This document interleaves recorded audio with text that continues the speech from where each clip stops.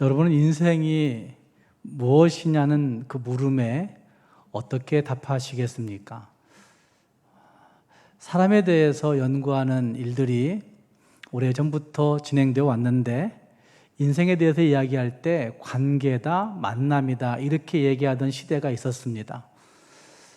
1996년, 7년 이때부터 독일에서부터 인생학, 인간학을 연구하는 학자들마다 인생은 만남으로 시작돼서 만남으로 끝을 맺는 거야, 이런 얘기들이 진행되어 왔었고, 글들로 말미암아서 사람에 대해서 연구하는 모든 사람들이 사람은 혼자 살 수 없는 거니까 만남이 중요해 이러면서 멘토링 이런 것들이 많이 나오던 시대가 있었습니다. 물론 사람의 이야기들이 만남으로 시작된다는 사실들은 부인할 수가 없는 부분이 있습니다. 그런데 우리는 그 만남을 우연하게 이루어지는 거라고 생각할 때가 있습니다. 그러나 사실은 우리의 만남들이 우연하게 이루어지는 것만은 절대로 아닌 사실들도 우리는 기억해야 됩니다. 그 만남을 통해서 우리가 내 자신을 발견할 수 있고, 그 만남을 통해서 무엇인가를 성취할 수도 있고, 그 만남을 통해서 함께 이루어갈 수 있는 것임에 틀림이 없습니다. 그런데 문제는 어떤 만남을 이루느냐 하는 것이 참 중요한 문제일 겁니다. 정말 긍정적인 만남을 이루고 살아가느냐, 아니면 부정적인 만남을 이루고 살아가고 있느냐, 정말 내 인생을 정말 아름답게 결실할 수 있게 하는 그런 만남들을 내가 이루고 있는지, 아니면 내 인생을 파멸로 이끌어갈 수밖에 없는 그런 만남의 시작들이 우리에게 있는가 하는 생각들을 해볼 수 있어야 된다는 말입니다. 그렇게 볼 때 우리 그리스도인들에게 있어서 가장 필요한, 정말 꼭 필요한 만남을 꼽으라면 그것은 예수 그리스도와의 만남이라고 할 수 있습니다. 예수님을 만나면 개인의 삶에 분명 변화가 있습니다. 예수님을 만났는데도 불구하고 변화가 없다 하는 사실은 매우 잘못된 이야기인 것이고, 진짜 예수님을 만나게 되면 내 인생의 가치관이 바뀌어서 하나님이 기뻐하시는 모습으로 변하게 되어 있다는 말입니다. 오늘 함께 읽은 말씀은 예수님께서 정말 이 땅 가운데 찾아오신, 이 땅 가운데 내려오신 그 이유를 잘 보여주고 있는 본문이 여기에 나타나고 있습니다. 그래서 그 만남 가운데 어떻게 예수님이 사람을 만나주시는지 하는 것들을 우리는 이 말씀 가운데서 볼 수가 있다는 말입니다. 함께 읽은 말씀은 우리에게 인생의 근본 문제가 무엇인지를 나타내고, 그리고 그 속에 찾아오시는 그 예수님이 계심을 우리는 분명히 볼 수가 있습니다. 여러분이 만난 예수님은 어떤 분이십니까? 교회에 나와서 아니면 세상을 살면서 내가 만난 그 예수님이 어떤 분이신지 말할 수 있습니까? 내가 만난 그 예수님이 지금도 내게 여전히 작용하고 있는 분이신지 한번 생각해 볼 필요가 있다는 말입니다. 예수님을 제대로 발견하고 만나기만 하면 달라지게 될 텐데, 내 인생에 폭발적인 변화도 일어날 수 있을 텐데, 그것이 안 된다면 진짜 내가 만난 예수님이 어디에 있는가 하는 생각을 해보면서 이 말씀을 살펴볼 수 있기를 바랍니다. 함께 그 말씀 가운데 예수님을 만나는 모습들을 볼 수가 있는데, 우리가 발견할 수 있는 예수님의 모습이 여기에 분명히 몇 가지로 증거됩니다. 저는 여기 말씀, 요한복음 4장의 말씀을 통해서 예수님은 이렇게 표현되어지고 있다고 생각합니다. 함께 읽은 말씀 1절 앞구절들 볼 중에 1절과 2절 말씀을 보시면 예수님이 세례를 베푸시는 것이 요한보다 많다는 말을 바리새인들이 들은 줄을 예수님이 아셨다, 이런 표현이 거기 등장합니다. 사실은 이 말씀이 쉬운 성경에서는 이렇게 번역하고 있습니다. 바리새인들은 예수님께서 요한보다 더 많은 사람을 제자로 삼고 세례를 준다는 소문을 들었습니다. 바리새인들이 그걸 들은 거죠. 그리고 그 다음, 그러나 사실 예수님께서 직접 사람들에게 세례를 주신 것이 아니라 제자들이 세례를 준 것이었습니다. 예수님께서는 바리새인들이 자기에 대하여 이야기하고 있다는 것을 아시고 유다를 떠나셨다란 말씀이 3절에 등장하는 겁니다. 쉬운 성경에서는 이것을 바리새인들이 들었던 사건으로 이야기하고 있습니다. 예수님께서 제자 삼고 세례를 베푸는 일들이 요한보다 많더라 라고 한 일들을 바리새인들이 듣고 있는 거죠. 그리고 예수님께서는 바리새인들이 자기에 대해서 이야기하는 그 말들을 듣고 그곳을 떠나고 있는 모습이 거기에 등장합니다. 저는 이것이 예수님이 헛된 경쟁을 즐거워하지 않는 분이시다라고 생각이 되어집니다. 바리새인들과 경쟁할 수 있습니다. 아니면 세례 요한의 제자들과 세례 요한과도 경쟁할 수 있습니다. 내가 더 많은 세력을 형성했다. 내가 더 많은 사람들에게 세례를 베풀었다. 내가 더 많은 권세와 영광을 가지고 있다. 경쟁할 수 있습니다. 그런데 예수님은 그 헛된 경쟁을 싫어하시기에 가만히 그곳을 떠나시고 있는 모습이 거기에 등장하고 있다는 말입니다. 그리고 3절 말씀과 4절 말씀으로 가면 예수님은 사마리아로 가고 계십니다. 이건 뒷부분에서 또 설명이 되어집니다. 그리고 그 다음에서 또 예수님은 피곤한 몸을 이끌고 그 어떤 여인을 찾아가시고 만나주시는 분으로 거기 묘사되고 있는 것도 볼 수가 있습니다. 만나기 싫은 존재일 수도 있고, 만나서는 안 되는 존재일 수도 있고, 자기 몸이 더 불편하고 힘드니까 굳이 그것 하지 않아도 되는데도 불구하고 예수님은 그 여인을 만나주고 있는 모습이 거기에 등장합니다.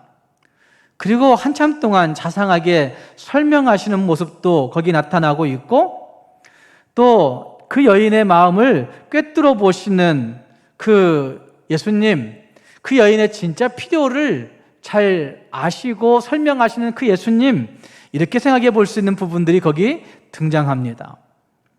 그리고 또 한 가지는 그 여인의 상처를 싸매 주시고 그 여인을 진짜 위로해 주시는 분이신 것을 볼 수가 있습니다. 어쩌면 그 여러분이 만나시는 예수님은 어떤 분이십니까? 요한복음 4장을 쭉 읽다 보시면 예수님은 이런 분이시구나, 예수님은 정말 이런 분이시구나 라고 발견할 수 있는 예수님은 어떤 분이시라고 여러분 생각하십니까? 상처 많은 그 여인이 있는 그 우물가로 찾아오신 그 예수님, 어쩌면 그 여인의 앉고 일어서고 행하는 모든 일들을 다 알고 계시는 그 예수님, 우리의 생각과 우리의 마음의 뜻을 감찰하시고 살펴보시는 그 예수님, 히브리서 4장 13절 말씀처럼 지으신 모든 것이 하나님 앞에서 벌거벗은 것 같이 드러나게 된다고 말씀하신 그 말씀처럼 우리의 심중 그 깊은 곳을 꿰뚫어 보시는 그 예수님의 모습을 우리는 여기에서 볼 수가 있는 것이죠.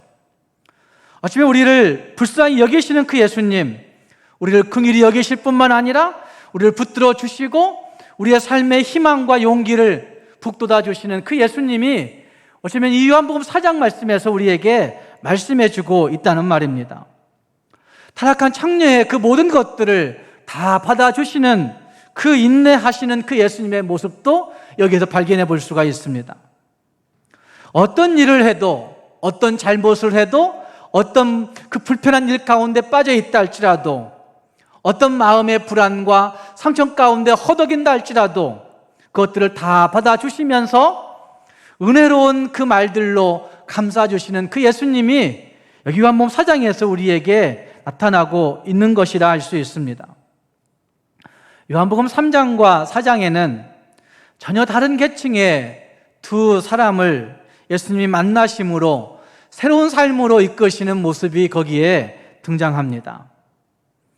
3장에서는 우리가 흔히 알고 있던 대로 니고데모라고 하는 존경받는 유대인, 종교적으로는 바리새인, 어쩌면 종교적으로는 희망이 없는 그 종교 지도자를, 사회적으로 영향력을 행사하고 있던 그 사람을 예수님이 만나시죠. 아니, 그 사람이 예수님을 찾아오시죠. 진리에 대한 궁금증, 어쩌면 자기의 종교적 삶에 대한 회의와 의심이 든 그 사람이 밤중에 예수님을 찾아오므로 그 영적 갈급함을, 영적 간절함을 예수님께 표하고 있는 모습이 거기에 등장하고 있습니다. 그리고 그 예수님은 그 사람을 잘 만나서 그 사람에게 복음을 설명하고 거듭남의 비밀을 알려주심으로 말미암아 그 사람이 예수 앞에 돌아온 일들이 벌어지고 있는 겁니다.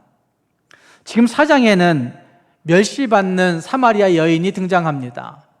사회적으로 존경받고 정치적으로 탁월하고 종교적으로 인정받는 그런 지도자의 계층을 만나주심과 더불어 4장에서는 멸시받고 있는 사마리아 여인을 예수님이 만나주십니다.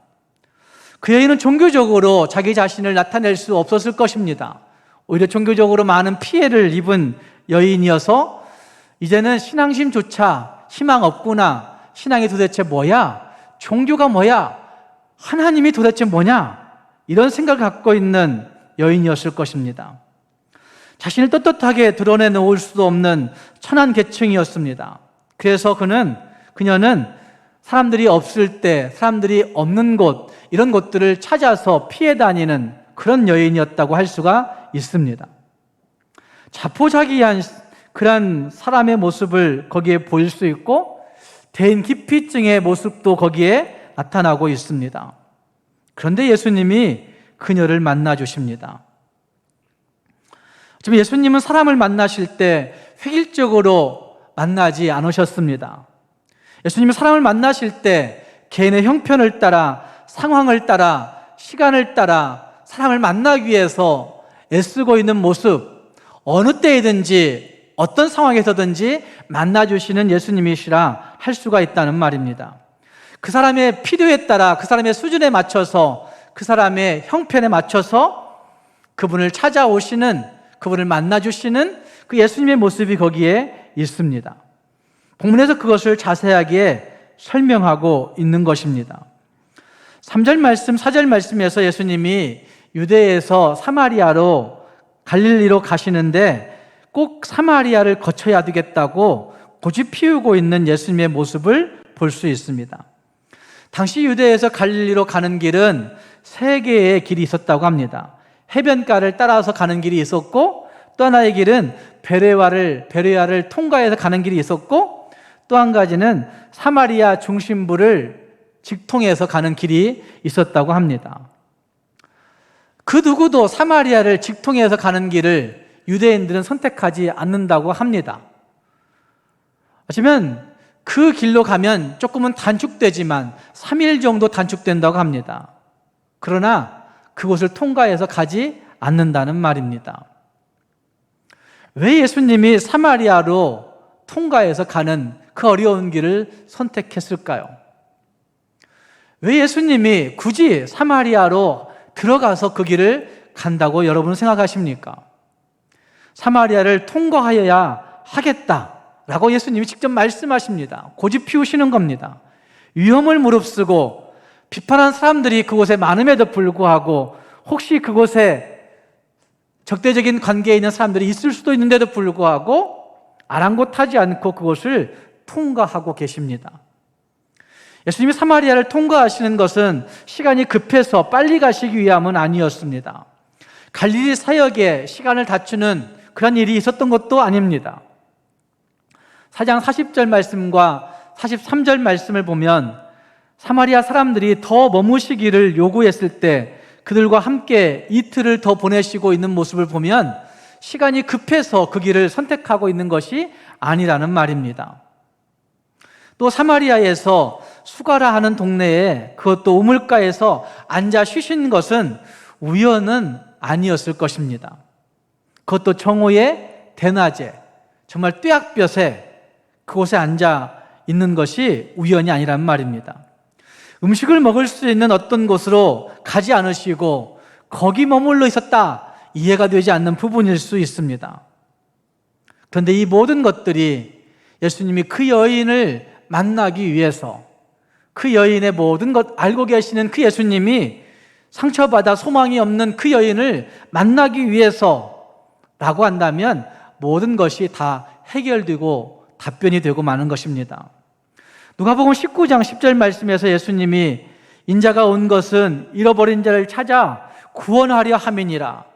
인자에 온 것은 잃어버린 자를 찾아 구원하려 하심이라 라고 한 말씀처럼 예수님은 그 여인을 구원하기 위해서 잃어버린 자, 잊혀진 사람, 상처받은 사람, 어느 누구도 기억해주지 않는 그 인생을, 내일도 없고 희망도 없는 그 여인을 만나주시려고 일부러 계획하시고 필연적으로 그곳에 찾아가셨다 말씀할 수 있는 것입니다. 여기에 영혼을 구원하는 의미 있는 만남이 시작되는 것입니다. 만남은 심리학자들에게는 그것이 사람들에게 가장 큰 영향력을 끼치는 도구라고 이야기합니다. 그래서 의미 있는 타자가 그 사람의 모든 인생을 좌우한다. 의미 있는 다른 사람이 그 사람의 인생을 좌우한다라고 심리학에서는 이야기하는 겁니다. 어쩌면 만남이 잘못되었을 때 우리 인생들이 만나는 만남, 맨 처음 만나는 것은 부모님이죠. 태어날 때부터, 아니 잉태하는 그 순간, 잉태되는 그 시점 모든 것들이 다 만남을 통해서 이루어지는 것이죠. 그런데 그 부모라고 하는 그 권위자가 어떻게 대하느냐에 따라서 우리 인생은 왜곡된 성격과 왜곡된 인격과 왜곡된 성품을 가지고 살아가느냐 그렇지 못하느냐가 결정된다고 이야기하죠. 그 후에 권위자는 선생님입니다. 요즘은 뭐 2살, 3살만 돼도 어린이집 보내니까 그때부터 선생님이 있는 거예요. 근데 그 선생님이 바른 인격의 소유자이냐, 정말 성실하고 정말 기도하는 신앙 인격의 사람이냐에 따라서 그 어린 사람들의 만남을 통해서 그의 모든 삶이 결정된다고 한다면 그 인생 모든 것이 결정되고 마는 겁니다.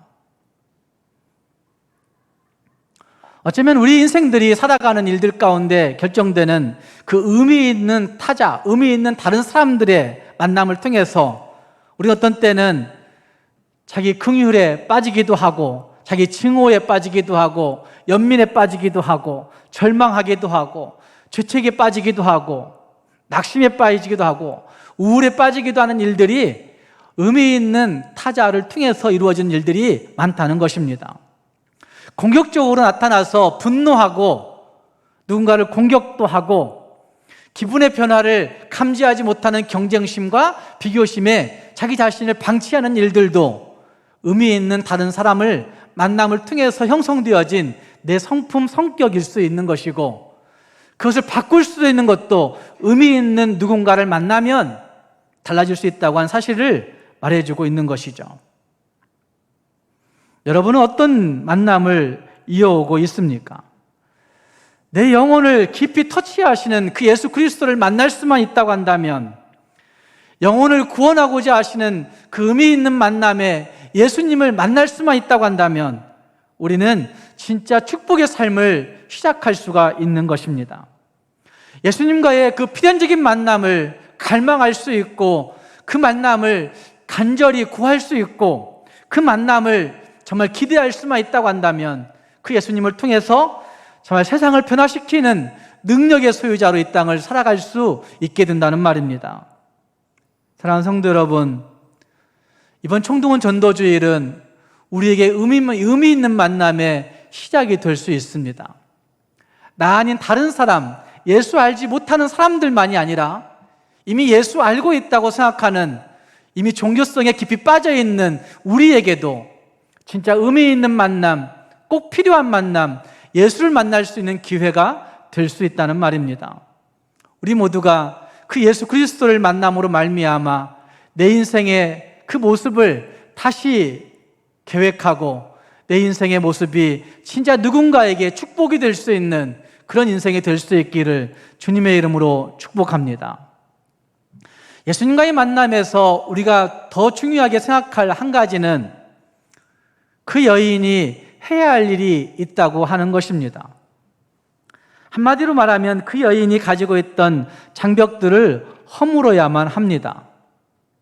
주님께서 찾아오셔서 은혜 베푸시려고 할 때 자신의 그 모습, 자신의 실상을 먼저 잘 볼 수 있어야 되고, 어쩌면 자기 착각이나 자기 도취에 빠져 있으면 예수님을 만날래야 만날 수가 없는 것이죠. 내 인생 부족한 것이 없는데, 내 인생 별 걱정 없는데, 뭐 예수가 뭐 필요해, 그냥 이 정도면 되지 라고 하면 예수님을 만날 수가 없는 것이죠. 그러나 하나님이 어느 날 어떻게 우리를 부르실지 아무도 모르죠. 나는 잘 살 수 있어. 나는 90세, 100세까지 꼭 살 거야. 라고 하는 자기 착각도 버려야 됩니다. 거기에서 깨어나지 아니하면 예수님을 제대로 만날 수가 없는 것이죠. 물론 주님께서 나를 사랑하시어 찾아오신 것이기에 강권적인 어떤 방법으로 우리를 만나실 수 있습니다. 내 추하고 연약한 실상을, 내 더러운 실상을 보지 않을 수 없게 만드실 수도 있습니다. 그때부터 우리가 주님과 바르게 인격적인 관계를 맺고 살게 되기 시작하는 겁니다.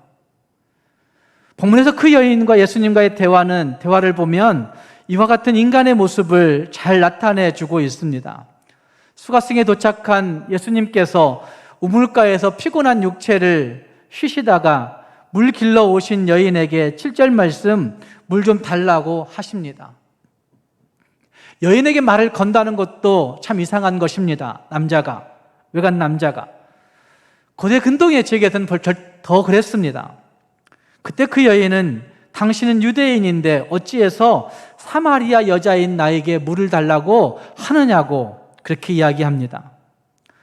어쩌면 이 말을 잘 생각해 보시면 그 말의 어투가 상냥하진 않았을 것입니다.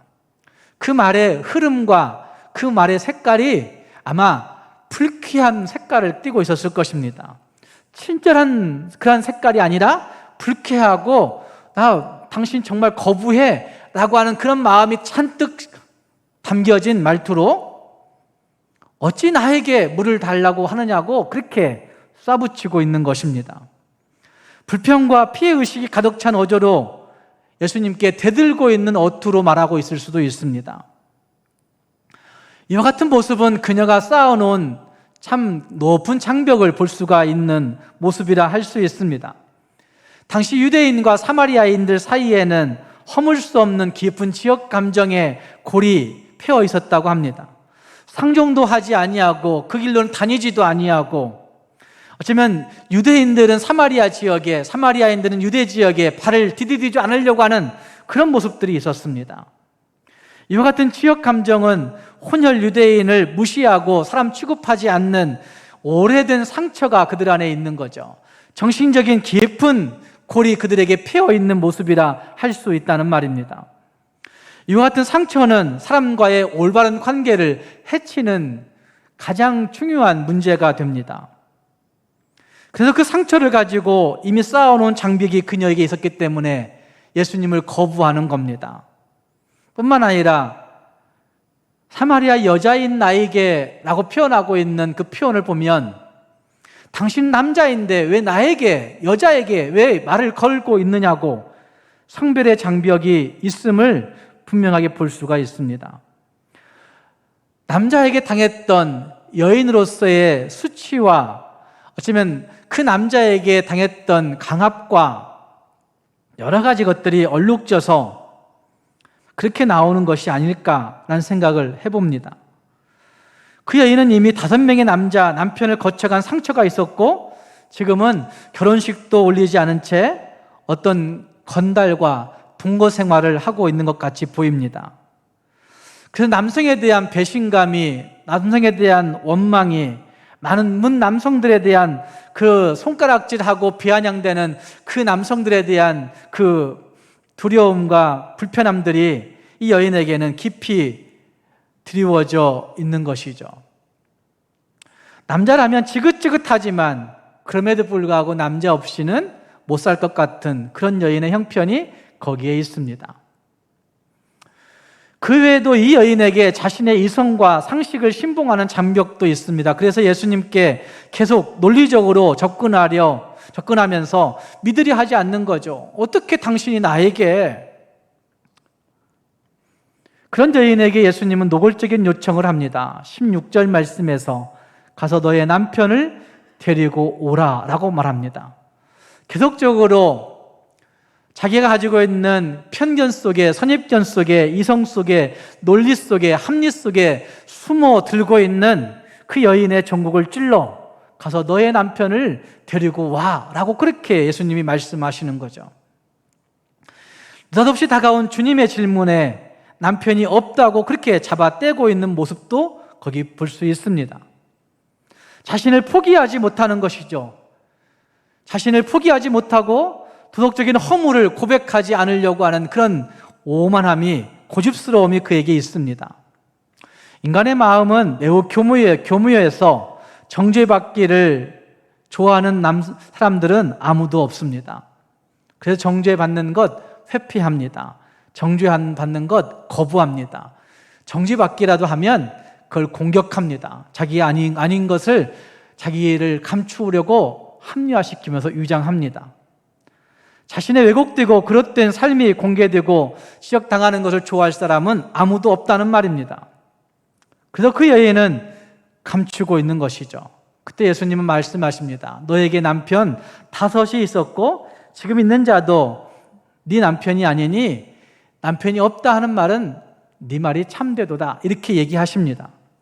그때 그 여인은 숨겨놓을 수 없다는 사실을 발견하고 믿었던 모든 세상적인 장벽을 다 허물어지는 것들을 느끼면서 주 앞에 나오는 것입니다. 예수님과의 만남에 자신을 솔직하게 보고 허무는 아픔이 있을 때 진짜 예수님을 만날 수 있게 됩니다.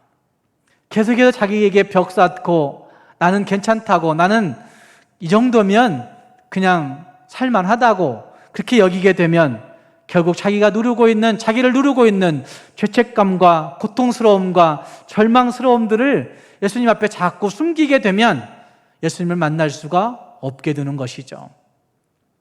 그 모든 것들을 예수님이 우리에게 말씀을 통해서 지적하실 때 예수님 앞에 나와 그것들을 고백하고 인정하게 되면 예수님을 만나고 예수님으로 말미암은 회복이 거기에 있게 된다는 말입니다. 사랑하는 성도 여러분, 우리는 어떤 상태에 있는 것입니까?